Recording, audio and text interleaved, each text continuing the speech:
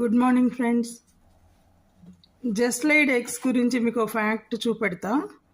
ఇది third time అండి ఇలా జరగటం.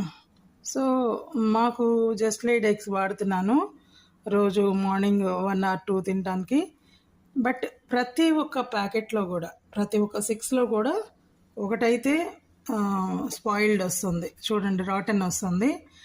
ఇప్పుడు 4 ఉన్నాయి కదా, ఇది చూడండి, అది తేలుతుందంటే పాడైనట్టు.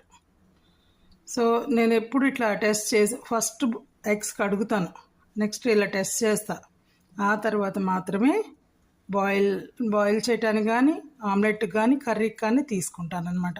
సో ఇది డస్ట్బిన్లో పడేయచ్చు. ఇప్పుడు వీటికి కూడా టెస్ట్ చేసి వాడతాను రేపు.